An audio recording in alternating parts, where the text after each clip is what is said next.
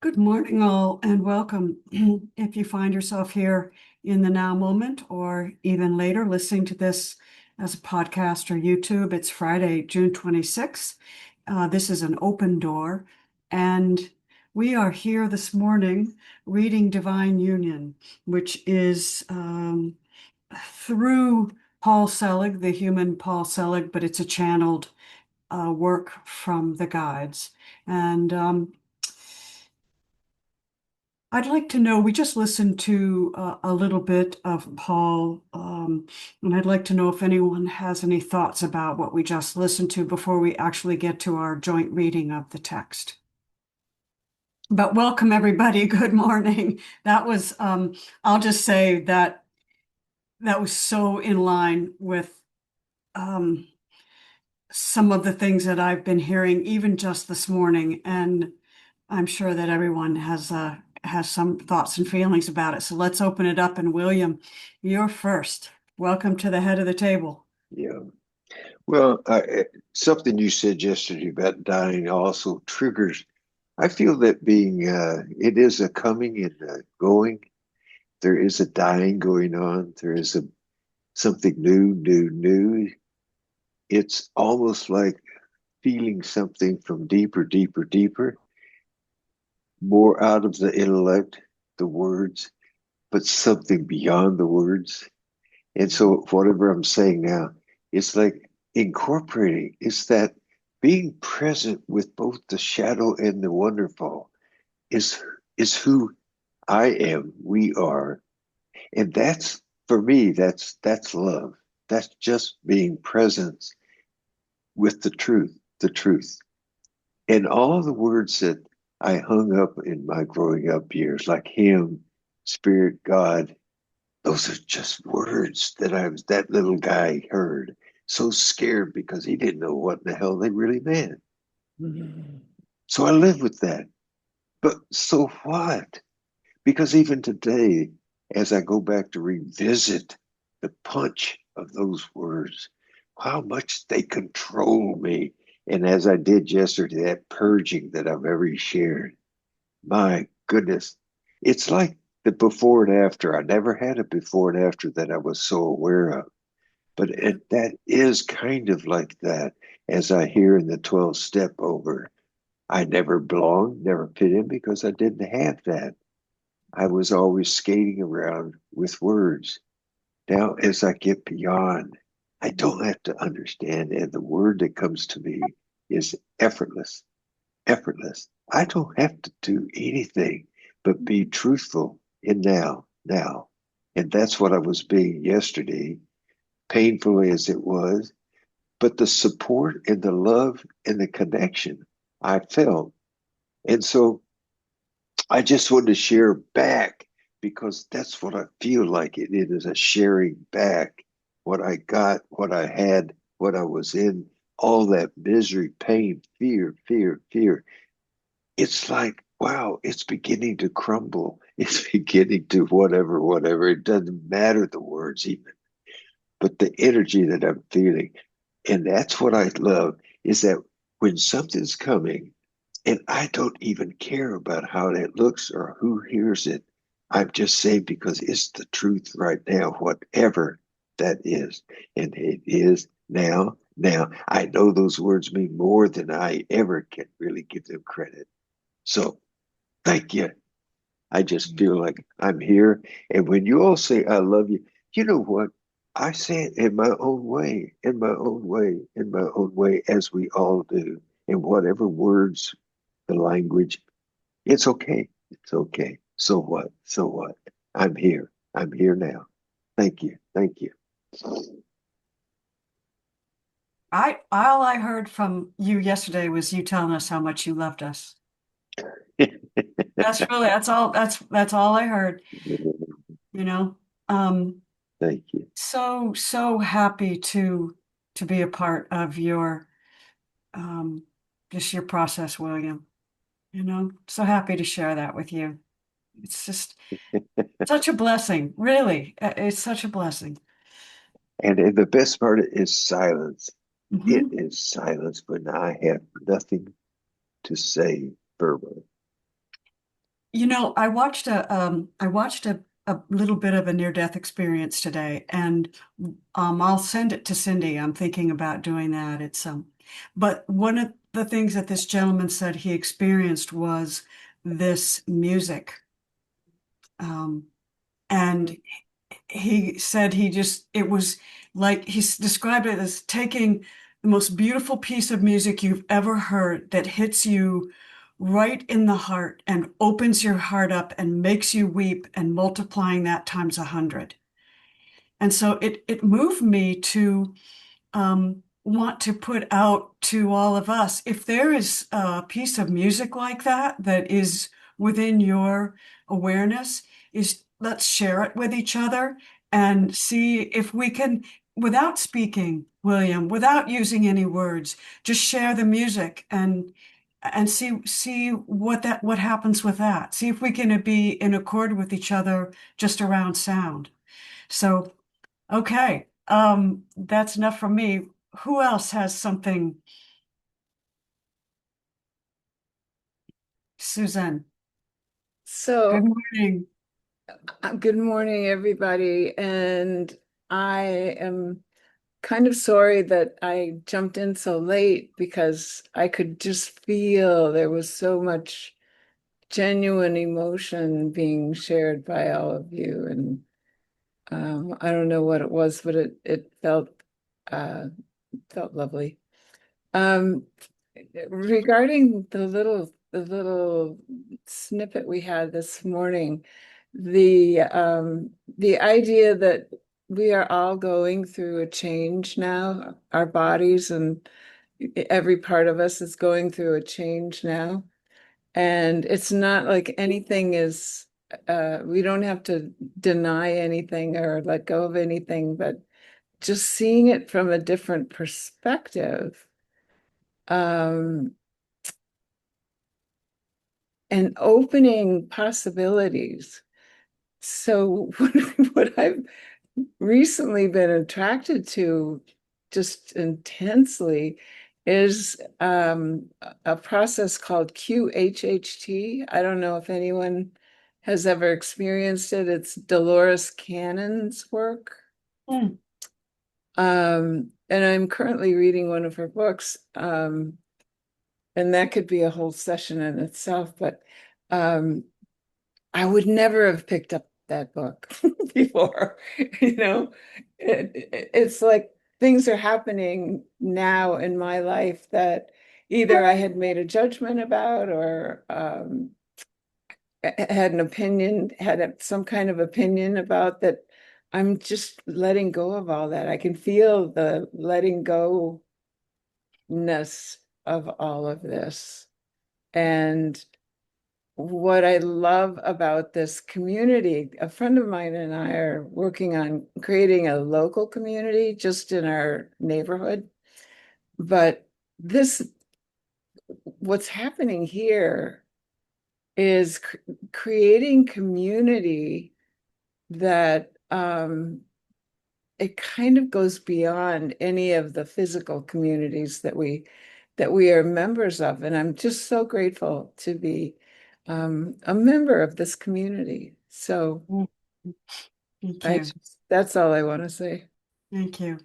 What I heard is that the change is nothing we've ever experienced, so don't look for history or past experience to as a guide. Be open, open, open. The other is that what we currently know in science is going to vastly shift and change because our current science can't explain what's going to be happening. And another thing I heard this morning from another channel is it's a real, and it echoes the guides, is the next 30 years is going to be huge. And the next 3 months is going to be really big also. So I look at May and I think, wow, May, you know, everything is always perfect, but there's a part of me that's kind of like, dang, I probably won't be around in this body. I may be here in another body, but wow, so much, and we can't even begin to imagine what that will be. But anyway, John, good morning. Welcome. Good morning. Thank you. And thank you. Welcome yourself. Amy, I to jump on the May wagon because I'm just so happy to see her, and just wondering about all the people that'll miss her down at Starbucks at the coffee shop. But welcome, welcome, May. It's always lovely to see you here, a younger version of me, and so on and so forth.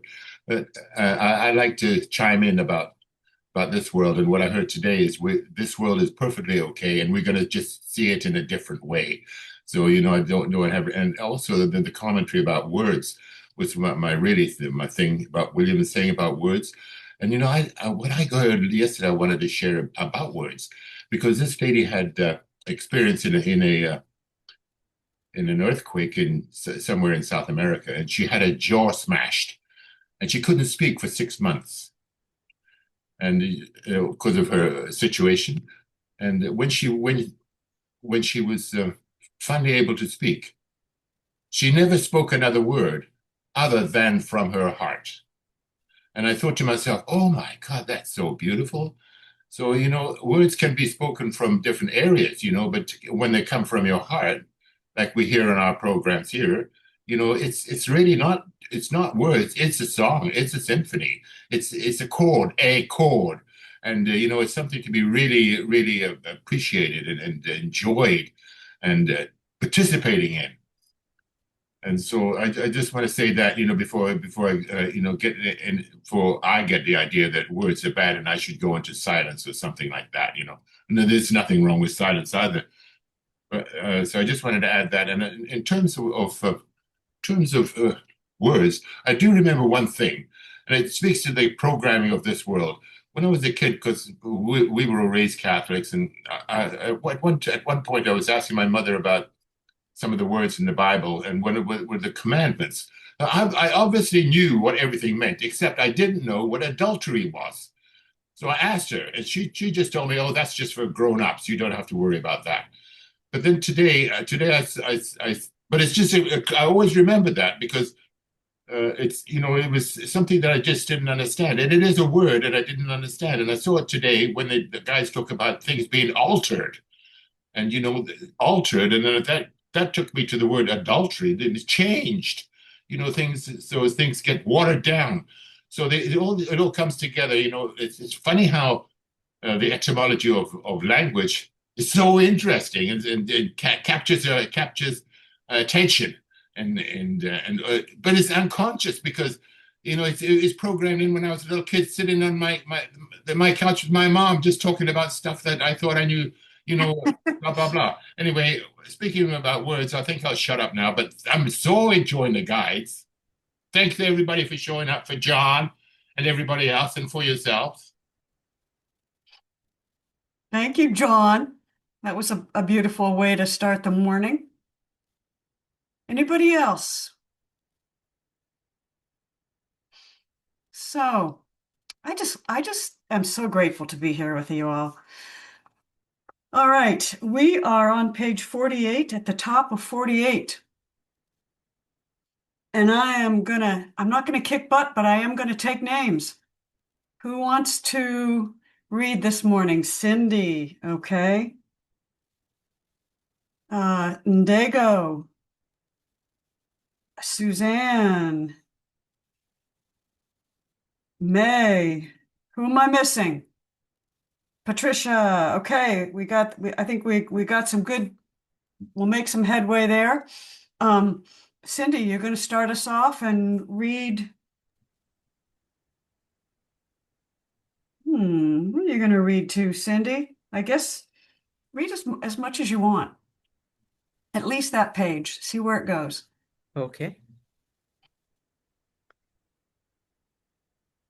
And I had a lot to say about what we listened to, but none of it matters other than, yes, I'm in 100%. Okay.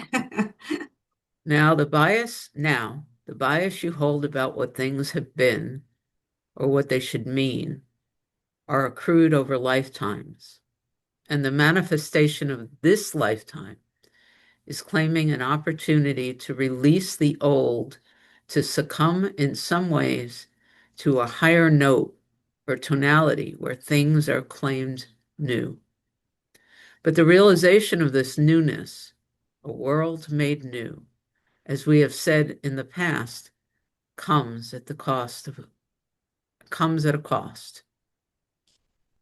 And the identity you have held is deeply tethered to her ideas or his creations. The process of moving beyond these things is what we are taking you through now, but in rapidity. This is less a book of releasing or forgiving or forgetting than reclaiming the true self in its perfected state. Now, here is where we get concerned for Paul as he listens to us. He hears the word perfected, a simple word, letters comprised that have meaning and sound. And then he wonders what we mean because he has weighted the idea of perfection as meaning certain things. Unblemished, not a pimple. Untarnished, not a dark thought. In fact, what perfection is God itself in presence and being, because God is perfect. And your idea of perfection actually carries the weight of old doctrine. What beauty is, what intelligence is. The one who is intelligent has more value than the one who is not. But perhaps the one who is not holds other gifts that are being claimed and are of great benefit to all that surround her. The heart that gives unknowingly because she just knows to give is very different than the intellect that dictates who should be loved and what the criteria is for loving. The bias of perfection, known as one unsullied or unsinned, is actually very interesting because there is some truth to this. But what you believe a thing sullied means is very different than what we believe or what we would say is so. Now, the idea of sin as a symbol or a symbolic idea has been addressed in prior texts, but it is worth repeating now. The divine self or the monad comes as you is actually without sin. The realization of the Jesus self as the one being without sin quite simply meant that the one who came as Jesus was the divine self who moved into articulation. You are all as this. When you release the idea of self that accrues karma, claims things in fear, sullies the lens of her camera or perception, if you wish, you begin to understand that who you truly are is without that idea. Because the act of sin, the belief that sin is an act that you can be punished for, has become so predominant. You construe fear and you act in sin without knowing. What does that mean? Well, when you are acting in fear, you are actually acting in the denial of the divine, and you are accruing the evidence in the energetic bodies. That is what's being moved through the escalation of the vibration to the upper room. The mandate of the new, I am in union, which we will discuss later today, is actually always true.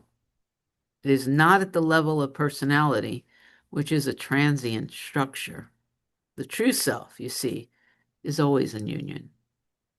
You could suggest that the personality self, because it's a creation, is also in union, but it cannot experience itself at that level because it holds a bias of separation. And I just want to read one sentence again, and I will surrender the mic, as it were. In fact, what perfection is God itself in presence and being, because God is perfect. And the other thing that it comes up in our conversations this idea, this last sentence I read, you could suggest that the personality self, because it's a creation, is also in union, but it cannot experience itself at that level because it holds a bias of separation. So part of what they're calling the separation, the personality self, what I often call just the I separate programming, by definition, is flowing towards the experience of separation. So the flowing in that direction isn't going to know what it's like not to be separate, because it's asking for the experience of separation. And I don't choose that anymore, by the way, in case you are interested. And that's, No, we're not interested, Cindy. well, that's fine. I'm telling you anyway. I mean, I You love know, us very much. I do too, and I that sentence is what really caught me too. It cannot experience itself at that level because it holds a bias.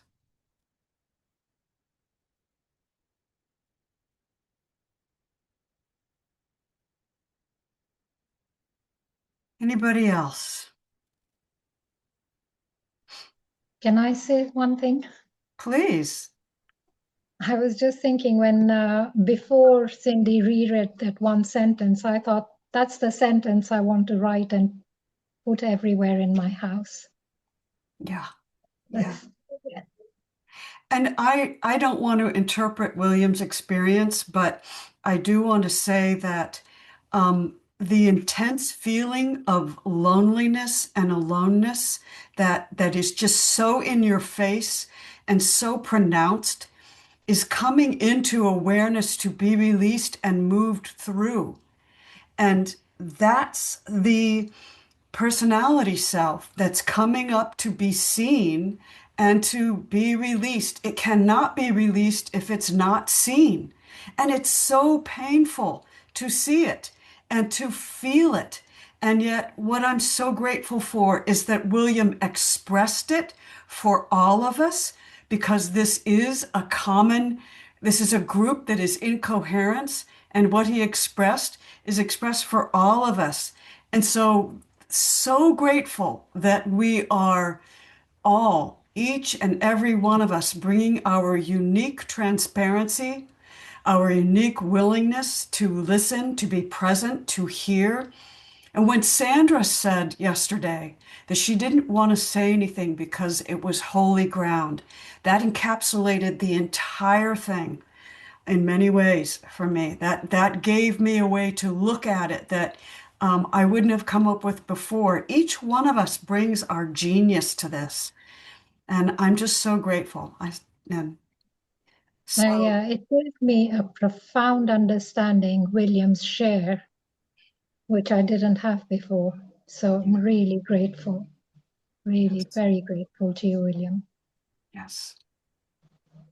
Suzanne, your hand has been up, so I don't know if you want to say something, or okay, you might want to put your hand down. And okay, perfect. All right, William. Well, what I really want to say too is that devote expressing what I expressed, what came through me, makes it so much clearer what isn't. It makes that whole world of thoughts, beliefs, like 10 feet tall. I was being inundated by it. I was crushed by all those thoughts. It just felt that way. And I see that I'm expressing, and I know that that's there, which is not the truth. But boy, to see it, it's like seeing what comes to me is that once I saw that there's no Santa Claus, guess what? I was so easy. There's no Santa Claus. Yeah. It's like that. I see the thoughts. They're only illusions, and it's getting clear. It's like I've gone to the optometrist, and it's becoming more clear. Yeah, beautiful. Yeah. Once you realize that thoughts are just objects, that they're not true. Wow. Okay. let's keep going unless, oh, Sandra. I was really, hello, everybody. Good I was morning. really struck on the first page that Cindy was reading, right in the middle of the first paragraph about the concept of perfection. And what came to me was once I was walking through the woods with this wise woman, and it must have been something I said, but she said, "Stop, look at that tree. What do you see?" And it was a tree that had been struck by lightning, I think. And it was awkward and it was an imbalance and it was um, obviously damaged, but just the way she made me look at it, I said, it's actually quite beautiful. And then we looked at another tree that was supposedly perfect, and there was something about the tree that had endured the lightning.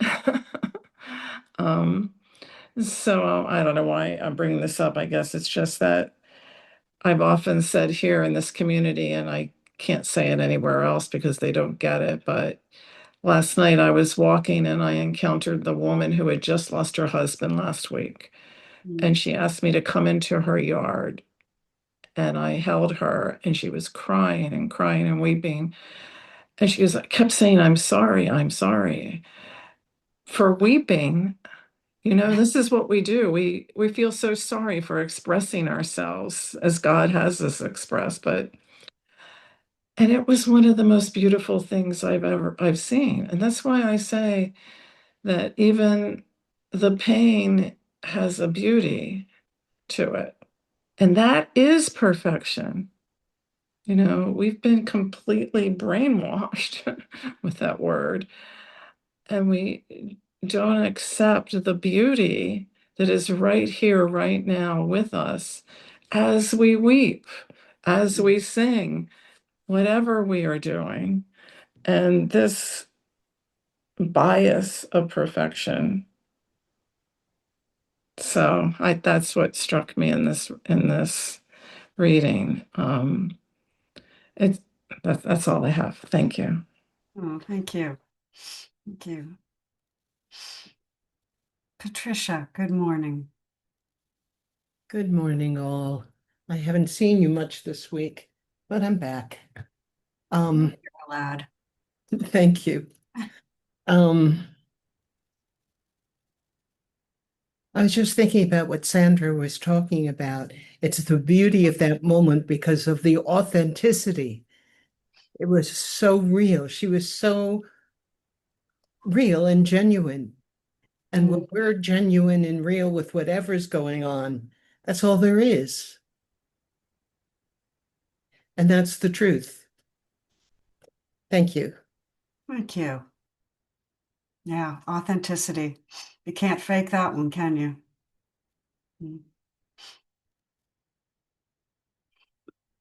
All right. William says, my purging, my pain, my loneliness, my emptiness, my nothingness, my plea for connection, for meaning, for purpose was my expression of my awfulness. My current level of presence, my awareness of the now, this is it, to show up.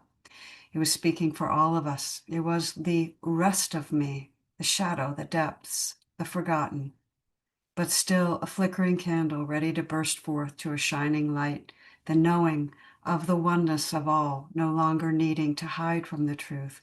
What a relief, a sense of peace and freedom. And there's an authenticity in that, isn't there? Thank you. And Dago, you're up to read next if you're ready. Hi, everyone. Hi. So happy to be here. I'm ready.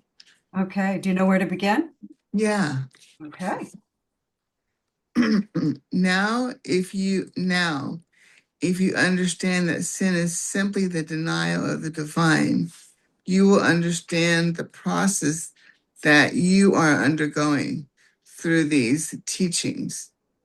The realization of the monad in the shadows of the self, the light that would shine through you, eradicating darkness or lifting darkness in a restorative state to the light it is and can only be, is not a process. It's a way of engaging the person's true nature. When one knows who she is, one realizes the divine and denies the darkness that she has claimed herself as. Some of you would say to us, this feels impossible. It is impossible to the small self. Who cannot undertake this? It is crucial to understand that it is a monad who does this work.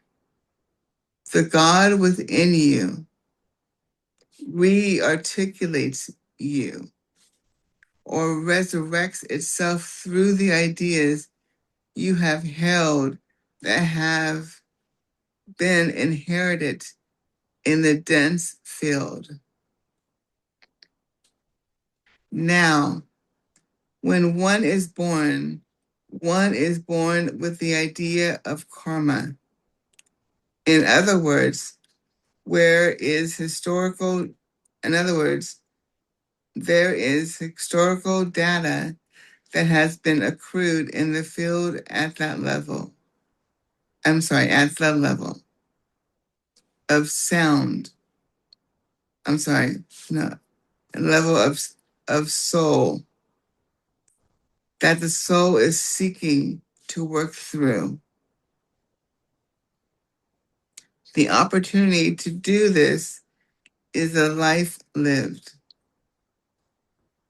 When the revelation of the divine self is in the process of revelation, meaning the revealing of what has been hidden, what has been known in the shadow, what the lies have been, the true self in reclamation knows who she is and does the work for you. It is done through you, not with an old bias of what perfection looks like. However, we will say this. In times to come, there will be those born who are born without the idea of karma and will simply hold the template of perfection, which is simply unification, operating in a unified state without any effort. They know themselves as this because they have come as this. When we spoke of someone yesterday, a female figure, as who would come in regards to the whole, we were speaking of this act, the realization of one who knows who she is. Thank you. Just to reference that paragraph, that is on page 33. And it's at the bottom of page 33. And I'll just read that quickly so you know what that reference is. It says the shift to an agreement to nurture, which has been codified as feminine, is not only essential now, it will become a new basis for how you comprehend one another. So if you want to read any further about that, it's at the bottom of page 33, and that's what he was referencing there. Where is it again? I'm sorry, Ndego? Where is it again? It's Bottom at of the page. bottom of page 33. Okay. It says, you may understand the father as the provider in some ways, just as you may understand the female as benefactor of nourishment, home, safety, and love in other ways. And then it goes on. It eventually says God is beyond the idea of a father. So, but it's at the bottom of page 33 if you want to just go back to that reference. Okay, thank you. Sure. What struck you about this? Anybody? What struck me was the guide's continual reference to this is happening through us. The small self, the personality self, does not understand this work and cannot do this work. It is through opening and willingness. And the small self doesn't allow anything. It's the monad that is doing this, the true self who is doing the reclaiming. It's not the small self that's reaching up and pulling the true self down. It's the true self that is coming through the small self and reinvigorating the small self. And I love the fact that there will be those born there will be no effort required because they will come through without the attributes of fear. I love that. I love it. Yeah, that really evokes surrender. Yeah. Yeah. And Yeah. I was thinking about the Rain Eisler book, The Chalice and the Blade, and how we do have evidence, and so much of like history has been really like erased or just structured to fit certain parameters, but we have really tangible artifacts that indicate that we have collectively embodied these concepts, and it's really hopeful because I think that there's this push where we could totally embody that again, like in a really mass scale. Has anybody here not read The Chalice and the Blade? Yeah, it's a really wonderful book. It's worth reading. Yeah. John and then Suzanne. Yeah. Thank you, May. I just want to thank you for page 33, because that, for me, that brings up the whole idea of gender, like with mother and father and stuff, that, and it speaks to, it's beyond the idea of mother, father, beyond the idea of gender, and how entwined gender has impacted people's lives, including my own, of course, throughout my life, so it's just an idea, and can I embody something beyond what I've been attached to so far in the up to now. So that's a huge idea for me to embody, as May says. Thank you, John. It's really freeing for everybody, isn't it? So freeing. Oh my God. Absolutely. Yeah. Yeah. And it feels to me like it's part of this, the new human is going to be less dualistic in terms of their gender defining. And I really feel as though those who are expressing as multiple, as fluid in their gender identification are so cutting edge right now. And so it scares the shit out of many people who are just really wanting to be defined. And that's why the whole trad wife and, the whole, what Pete Hogsbreath, they are just so, wrapped up in this definition. It's like they're hanging on to this separation of two different genders, and it's the only way they can understand the world. And I'm so happy to see that changing into something that, and truly, there have been a few societies on this planet that have actually welcomed, including indigenous people, who have really made a place in their society for the both, the one that embodies the both, but it's so rare. It's so Yeah, because like it says, it's the bias for separation. That's what Cindy was talking about, the right, bias for separation. I a mean, bias for separation. it's really we're dyed in the wool with this kind of stuff until we wake up to this. And it speaks really to what the guide said today, know who I am in truth. In truth. And what we just read, that was Ndego reading about this whole perfection stuff.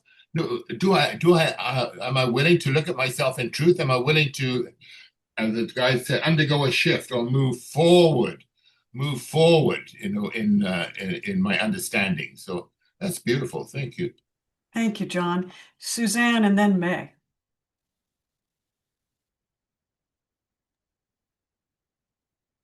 So it's just the miracle of synchronicity. Reading, and I too was drawn to the idea that those who are born without the idea of karma will be or are already here. And that is what drew me to the QHHT process that I told you about, and also drew me to reading Dolores Cannon's book called The Three Waves. I don't know if anyone has read that.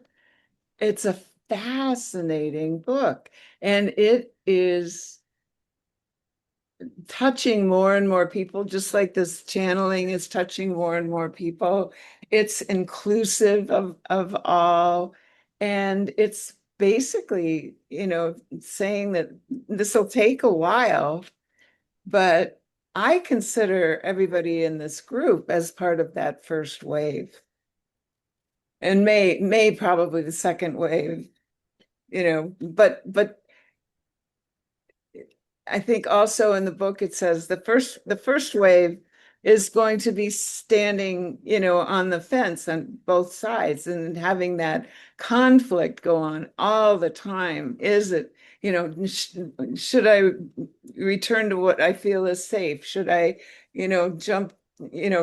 So the first wave is to set the pace, or not set the pace, but allow the space for the second wave and the third wave. And and I have a trans grandson, and that experience, having that experience, his experience, their experience, and the family dynamic, and all of the love that came out of that, and all of the uh just strength of character that came out of that was just so lovely. And I'm so glad that so many people are able to expand their awareness to embrace that. Thank you. One of the things someone said this morning was the baby boomers, the truism was the baby boomers came at the end of the Second World War to sort of bring in the light after the Second World War. And that's what the baby boomers did. But then actually, no, the baby boomers are for now, right now, to hold the light right now. And I think that's probably a good point. Yeah. Well, and I felt that throughout my life. I mean, I think those of us who have felt kind of alienated and separate, separate from, or not sharing the common thought, we always knew it, but it wasn't time to express it. I think now is the time to express it. Yeah. Thank you. As often and as much as we can. Yeah. Thank you. May. Yeah, and in an expanding awareness of it, because it's kind of like we don't really know what it is, and then we only know as it's happening. But what I was also thinking about when we were talking about like different ways of expressing, especially within the younger people, and maybe it evokes like older ways of expressing in other civilizations. Like there is an element of it where it's like it is this like blossoming into more freedom. But then I notice this tendency where we do like a lot of my generation does ultimately condense themselves into these like more specified pockets of these kind of labels or identifications, which I ultimately think is maybe not as productive, where it's like we're further classifying ourselves, condensing and like defining. And I noticed that was something I did when I was younger, which I've completely like I don't care as much. It's a loosening. And while we were reading this paragraph, also I was thinking about like mistakes and like how like in school and just before I started doing the work of like untying a lot of tightness, it's like the hotness that would rise when I would make like a mistake or get something wrong was so like intense and just like it was like a full bodied kind of experience. But I think now there's so much more forgiveness that I feel within my own like emotional system, that it's much more fluid. It's like the mistake happens and there's this air of forgiveness. It really is like derivative of this like these parameters we've kind of established in communal spaces and like family systems where we're given these um these operation systems, and the way that children will be born without this sense of like condemnation, or there's just I think there'll be this loosening where they don't even attach to that. They maybe don't even like find that useful, like that, or something that needs to be learned through. Like Yeah. there will just be this yeah, it's really exciting. It's really beautiful to think about, especially like having experienced that and then having moved through it, because you don't really understand something until you've gone through it. Like yeah, like to be able to talk about something really accurately and eloquently is like you've got to understand, you've got to go through it, you've got to really like get your grubby mitts into something. And by the same token, if you can articulate it as you just did, then it can be true. If you can articulate what you just said, then that is the future. You see what I'm saying? Because you're speaking Yeah, it into being.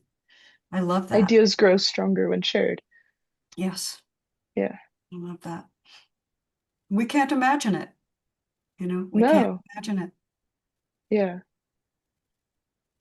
Um, okay, Suzanne is up to read next if we're ready to move on, and we're at the top of page 50. Okay. Now, we said yesterday that when one sings, one gives permission to all to sing. If you didn't know you could walk on your hands, you wouldn't do it. And when one man walks on his hands, suddenly the whole community does. Again, that room you walk into where everyone speaks a foreign language. You think that's what you should do. The same will be true when the song that is being sung by one is suddenly sung by all. They didn't know they could until they heard the song or experienced the song as being sung through another. We have used music as a metaphor in our teachings for some time. You understand music. You also have an emotional response to music which exists beyond the intellect. You understand that music has power. Even before the lyrics to a song are present, the tones themselves move you in one way or another. When you understand that the escalation of vibration that you are claiming through prior attunements and the attunements to come here, you will understand that the body that you hold and the energetic bodies are being retuned, sung in a high way, the body itself being moved to hold the high note. and the song itself being the song of all things. Underline all things. Behold, I make all things new. Now, recreation, or the manifestation of the divine in form, is nothing new. Everything is God. You are just used to the museum that you have been existing in. I love that. Everything old, it's all got dust on it, and we're still hanging on to it. You're just used to the museum that you've been. Okay. When something is made new, in most ways, it is simply unveiled in its resplendency. Imagine a statue, a marble statue, buried at the bottom of the sea. It is covered with barnacles, hidden by seaweed, buried under rock and water. When the statue is exhumed, it can be revealed. When the barnacles are removed, when it is left to sit in the sun and claim its luster that has been there, but has been denied, you can understand the act that you are engaging in and what is occurring in this act of reknowing all through the divine self. That's a pretty large paragraph. Yeah. I'm just going to pause if anyone has anything to say. Okay. Now, all through the divine self is important to understand. You are not creating this, nor are you deciding what should be. You are actually seeing what has always been that the dirty lens has obscured. You are actually experiencing what you have always known in a remembered state, and knowing that it can only be, and everything beyond that was idea. Knowing that it can only be, and everything beyond that was idea. The choice to do this, made at a soul level, requires the agreement of the personality structure. This is where will is handy. Am I willing to go on this adventure? Indeed, I am. Am I willing to know anew? Indeed, I am. I agree to this journey. I agree to this benefit. I agree to this act of choice. That is empowering. Mm-hmm. That feels good. It does feel good. Yeah. Yeah. Thank you. Anybody have any thoughts? All right, May is up next to read. May, do you want to read? Well, you might as well finish us out, May. That's almost 2 pages, but if you want to finish us out, go for it. Yeah. Okay. Now, when choice is made, all things come present to support the choice. When you say yes, you actually reclaim the ability to enact the choice that has always been yours, but has been denied. Not denied by intention, but denied by a belief that it could not be so, not for anyone. It is true for everyone. This is not a teaching only for the anointed. While we give you language that may appeal to some, the song that is sung through your resonant field will indeed be heard by all. And as the song is heard, their energetic bodies go into recollection or remembrance, an agreement to their own potential. Nothing can be claimed until it's first a possibility. The potential is being offered here. You have said yes, so we would like to escort you now on a very small journey. Imagine for a moment that you sit alone in a room. There are 4 walls, a ceiling, and a floor. Everything that exists outside those walls and ceiling and floor are simply possibilities. What you contain in your room, or your reality, is what you say can be there. The view out the window, the feeling of the floorboards, the height of the ceiling. You are limited by the structure that you inhabit. Now, the structure that you inhabit is not only physical, it is mental, and it is physical only in vibration, because everything that is known in physical form is merely vibration in a solidified state. The realization that you are no longer contained by the structure that you have known is what we wish to take you through now. On this day, I allow myself to be known without the limited structures that have codified my experience. On this day, I allow the expansion of my being to overwhelm the structures that I have erected and move me beyond the limited sense of self and expansion that I have known thus far. And as I say yes to this, I give permission to the walls that were created with my agreement to be moved to a new agreement. I am one with the source of all things. I am one with the source of all things. I am one with the source of all things. And Okay. you allow, oh, Okay, let's just take yeah. a break and just see if how that felt for people. I know Patricia wants to share something. All I can say is, wow, Yeah, that's yeah, enough. it's enough. This reminds me very much of something that Rupert Spira wrote, in which he asked you to sit in a room and imagine all four walls of the room and all the objects in the room, and and and then imagining the space in the room, and then knowing that the four walls and the space, that the space extends beyond the four walls. The four walls are just an artificial structure. They're really nothing. That the space in the room is the same as the space outside the room. And the space in the room is the space at the farthest reaches of the universe. And just asking you to just sit with that, knowing. That was really powerful for me when I first read that. So this reminded me of that. Yeah, nothing in this room means anything that I think it does. Exactly. It's a Yeah. whole other way. Yes, thank you. That first lesson, those first 10 lessons, continue to reverberate long after we've finished all the lessons and finished the text. They come back. Sandra, good morning again. Good morning.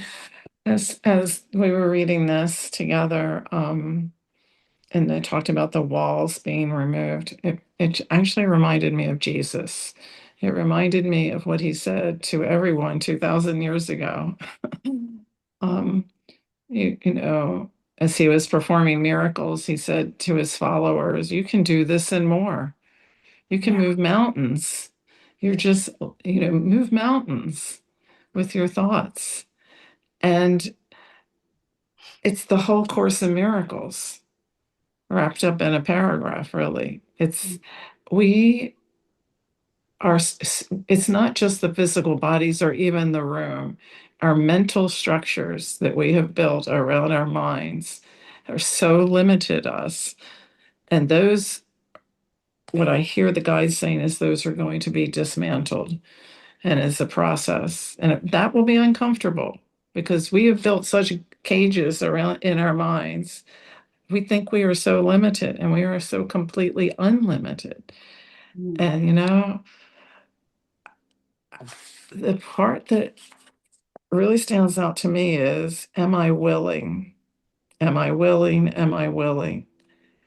Am I willing? And I think all of us are willing. That's why we're here. But the little voice comes in and wants to stop it. And it's like that. And I just have to say, I don't need to listen to you anymore. So I am coming to the place where I just expect the miraculous all the time. What was called miraculous isn't really even miraculous. It's just who we are. Thank you. Thank you. William, you're up. Well, what comes to my mind, I love seeing that little room as a concrete block with no windows and doors. How do I get out of here? And then I realized, oh my goodness, they're just illusions of thoughts. There's no walls even there. And I just love that feeling because it's like when I close my eyes, they're not, I don't see it. And when I close my spiritual eyes, open my spiritual eyes, it's the same effect. They're gone. They're just thoughts. I see the thoughts just, they're not even thoughts. There's no walls. I'm free. I thought I had to break through somehow. It's so effortless. Oh my goodness. Like closing my physical eyes and opening my spiritual eyes. Yeah. Yeah. That's Jesus. The kingdom is within. It's not without. It's within. Freedom is within. Yeah, absolutely. Thank you. May, do you want to finish us out? We got 5 Yeah. minutes. All right. And you allow the walls and the ceiling and the floor to evaporate, to be restored to the ethers or the energy that first created them. A wall is a thought, a floor is a thought, a room is a thought, and that has been concretized through collective agreement. Now, the expansion of the energetic bodies is actually not limited by you.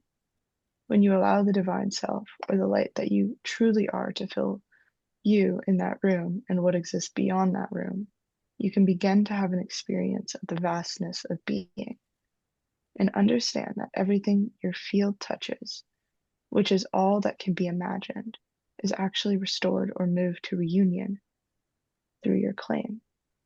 Imagine you are a light in a darkened room, and your light fills the darkened room and then moves the darkened room to a vast field. And in this vast field, this light is unhindered and it escalates, and everything it touches, it is singing to, it is aligning with, and reclaiming as of itself, because God is all things. God claiming itself through you in a reclamated state reclaims all things that it encounters. It is God claiming itself. It is not you making something holy. It is what is already holy being reknown in its truthful state. We will say these words now to all of you. As we complete this first chapter, we wish to say this to Paul and to you, the student. This is a prepared journey. We know where we take you. We bring you to a level of vibration where all things are made new. And beyond that, where your agreement to yourself is not only in union, it is of God in all idea, all thought, and all experience. And we say this for one reason. Nothing is outside of God already. It is already here. You are already here. Thank you for your presence. Stop now, please. Period, period, period.